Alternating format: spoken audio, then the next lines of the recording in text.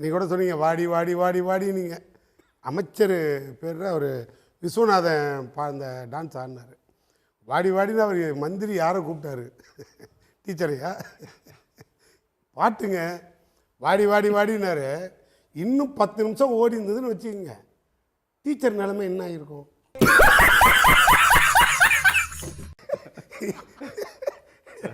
ஏங்க நான் சீரியஸாக கேட்குறேன், தமிழ்நாடு இப்போ எதை நோக்கி போகுது, என்ன நடக்குது? சார் அந்த பாட்டை முழுசாக நீங்கள் பார்த்துருந்தீங்கன்னு வச்சுக்கோங்க, டீச்சர் வீட்டுக்காரன் டைவர்ஸ் பண்ணிட்டு போயிடுவான். அதில் சத்தியமாக சந்தேகமே கிடையாது. அவர் ஆன வேகத்தை பாருங்கள். குத்துப்பாட்டெல்லாம் தாண்டி விஸ்வநாதன் இந்த குத்துவாருன்னு எனக்கு தெரியாதுங்க.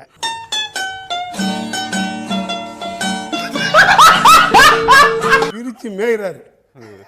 அவரை நம்ம ஏதாவது கேட்டோம்னு வச்சுக்கோங்க, உடனே விஸ்வநாதன் சொல்லுவார், என்ன இப்பெல்லாம் பேசுறீங்க? காமராஜர் கக்கன் காலத்திற்கு பிறகு அவர்கள் நினைத்ததை இன்று சாதித்து காட்டியிருக்கோம் பாரு. எந்த காலத்தில் சார் காமராஜரும் கக்கனும் குத்துப்பாட்டுக்கு டான்ஸ் ஆட சொல்லி கொடுத்தாங்க?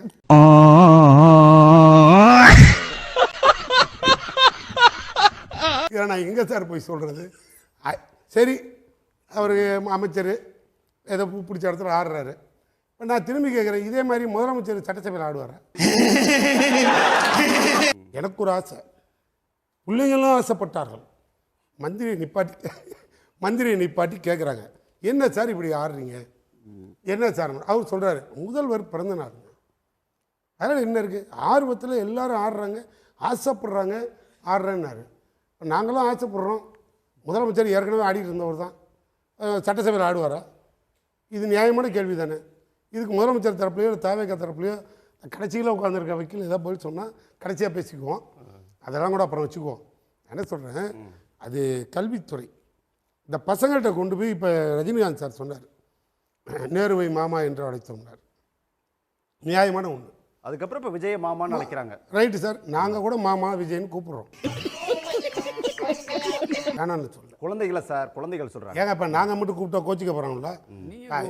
ஏன் சார் இப்போ அவங்க எதாவது சொல்கிறாருல்ல, நேராக கொண்டு படத்தை கொடுத்து இது யாருன்னு தெரியுதா? விஜய் மாமா என்னவா இருக்காருன்னா அவர் என்ன கண்டக்டராக இருக்காரு? குட்டி கதை ஒன்று ஞாபகம் வருது, சொல்லாமா? ஒரு ஊர்ல ஒரு பெரியவர் வெயில் ரொம்ப ஜாஸ்தியா இருக்குன்னு சொல்லிட்டு கண்ணுக்கு மேல கை வச்சுக்கிட்டு இப்படி சுத்தி முத்தி தேடிக்கிட்டு இருந்தாராம்.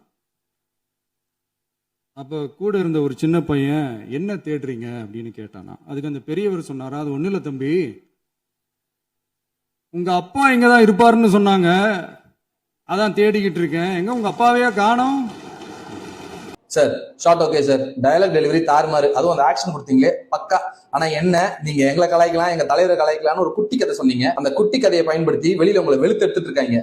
சஞ்சய் உங்க அப்பாவை காணுமாப்பா, நாங்க வேணா கண்டுபிடிச்சு கொடுக்குறோம்பா அப்படின்னு ஒரு 100 பேரு. எனக்கு தெரிஞ்ச தோழர் ஆர்ஜே வேற மாமியை காணல வேற ஒரு வீடியோ போட்டு என்ன சிரிக்க. இதுல அண்ணா உதயநிதி வேற என்ன சொல்லியிருக்காருன்னா, செங்கல்பட்டு நீதிமன்றத்தில் கணவனை காணும் இன்னும் தேடுற மனைவிகள் கதை கூட எங்களுக்கு தெரியும் அப்படின்னு சொல்லியிருக்காரு. என்ன நடந்துச்சு, நீ ஏன் இப்படி ஆடி போய் அசந்து போய் நின்னுக்கு இருக்க? ஆக உங்களை வெளுத்து எடுத்துட்டு இருக்காங்க. இனிமேட்டு சட்டமன்றத்துல இந்த மாதிரி மொக்க காமெடிகள்லாம் நீங்க பண்ண மாட்டீங்கன்னு நினைக்கிறேன். அப்படியே பண்ணீங்கன்னா உங்களை வெளுத்து வெளுத்து வெளுத்து வெளுத்து வெளுத்து எடுக்கப்படுவீர்கள்.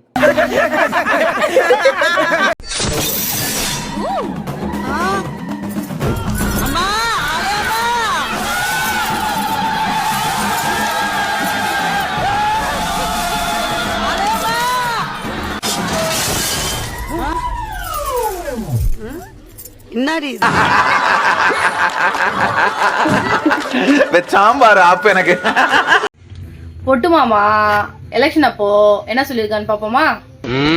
வாங்க. அப்படி நம்ம தமிழ்நாட்டில் பிறக்கிற குழந்தைகளை வரவேற்கும் திட்டம் தான் தாய் மாமன் தங்க மோதிரம் திட்டம். மிகப்பெரிய புரட்சி நடக்க போகுது, அவ்வளவுதான் சொல்லி.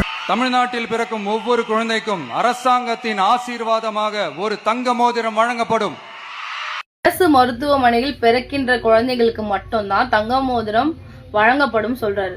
அப்போ பிரைவேட் ஹாஸ்பிட்டல்ல பிறக்கிற குழந்தைங்க எல்லாம் தமிழ்நாட்டுல பிறக்கலையா? இல்ல பிரைவேட் ஹாஸ்பிட்டல்ல பிறக்கிற குழந்தைங்களுக்கு ஒரு தாய்மாமன் இல்லாம சித்தப்பாவா?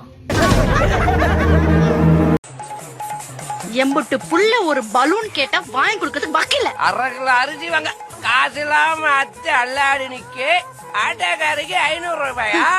அறிவு கட்ட பஞ்சாயத்து. போதை பழக்கத்தால் ஏற்படும் தீய விளைவு நான் முழுமையாக அறிவேன். போதை பழக்கத்திற்கு ஆளாக மாட்டேன். கண்ணடி திருப்பினா எப்படி பார்த்தோம்? நீ புடுங்குறது பூராமே தேவையில்லாதான். ட்ரக் ஃப்ரீ சொசைட்டியா மாத்தணும்ன்றதுக்காக காலைல ஒரு அவேர்னஸ்க்கு போயிட்டு வந்தேன்.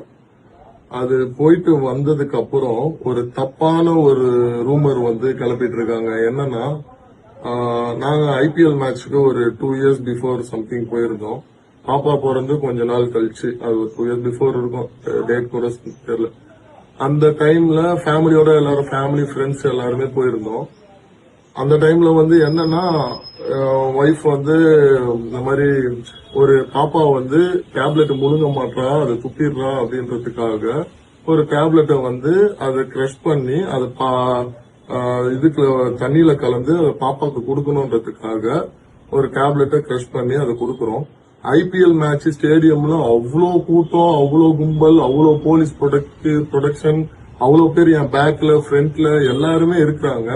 அந்த இருக்கிற டைம்ல பாப்பாவுக்கு ஃபீட் பண்றதுக்கு எங்க வீட்டுல இருந்து கிளம்பி போகும்போது அதை நம்ம கிரஷ் பண்ணிட்டு இருக்கோம். அதை வந்து கிரஷ் பண்ற டைம் அதை எடுத்து இப்போ ட்ரக்னு சொல்லிட்டு தப்பான ஒரு வீடியோ வந்து வைரல் பண்ணிட்டு இருக்காங்க. ஓத்து விடுவோம் பாட்டுக்கு, ஓத்து உலக விடுவோம் பாட்டுக்கு, நீ பாட்டுக்கு ஓடுறா, ஓடு ஓடு ஓடு, ஓத்தாண்டா ஓடு, உலகமாக ஓடு. அன்பா நண்பீஸ், தோலா தோலிஸ், ஒரு பயங்கரமான வீடியோ ஒண்ணு வெளியாயிருக்குங்க. நம்ம தமிழகத்தின் முதல்வர் மாண்புமிகு ஜோசப் விஜய் அவர்கள் காலையில ஸ்போர்ட்ஸை எடுக்கண்ணா, ட்ரக்ஸை விடுக்கண்ணா அப்படின்னு சொல்லிட்டு ஒரு 3 கிலோமீட்டர் தளபதி மூச்சரைக்க ஓடி நிறைய விஷயங்கள் பண்ணிருப்பாரு. அத பாத்தீங்களா? ஆனா அவங்க கட்சியை சேர்ந்த ஒரு நபருடைய வீடியோ ரிலீஸ் ஆயிருக்கு, அதை நீங்க பாருங்க. இந்த வீடியோவை நீங்க பாருங்க. உங்க கேங்ல இருக்க அணில் வந்து இதுக்கு என்னென்ன மாதிரிலாம் முட்டு கொடுப்பான்றதை மட்டும் பாருங்க. நம்ம எதிர்பார்த்திருக்கவே மாட்டோம் இந்த ஒரு விஷயத்த. அதெல்லாம் வந்து எடுத்துட்டு வந்து உள்ள வச்சு இப்படி இருக்கலாமே அப்படி இருக்கலாமே மானுங்க. அதாவது இந்த வீடியோல தெளிவா இருக்குங்க. அவர் வந்து ஏதோ ஒரு பொருளை உடைச்சி தூளாக்கி ATM கார்டை வச்சு பிரிக்கிறாரு, 500 ரூபா நோட்டை வச்சும் பிரிக்கிறாரு. அது வந்து நமக்கு பார்க்கும் போதே தெரியுது ஏதோ தப்பா இருக்குன்ட்டு. ஆனா கில்லி சரத் அவர்கள் என்ன விளக்கம் கொடுக்கிறாருன்னா, இது ஒரு மாத்திரைங்க, குழந்தைக்கு வந்து நாங்க தூள் பண்ணி கொடுக்கறதுக்காக அப்படி பண்ணோம், குழந்தையோட வாயில ஊத்துறதுக்காக அந்த மாத்திரையை நாங்க ரெடி பண்ணோம்னாரு. மாப்பிள சொக்க தங்கலாம், எந்த கெட்ட பழக்கமும் இல்ல. இப்படி ஒரு மாப்பிள கிடப்பாரா?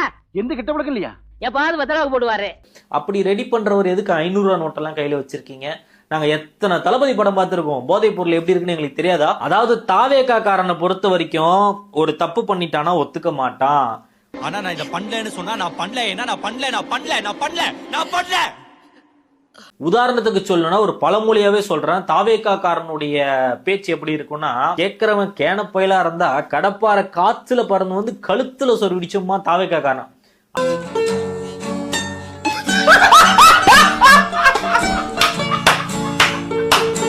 அந்த ஒரு நபர்கள் தான் இவனுங்க. இந்த வீடியோஸை முழுசா ஷேர் பண்ணுங்க, மக்களுக்கு தெரியப்படுத்தணும்.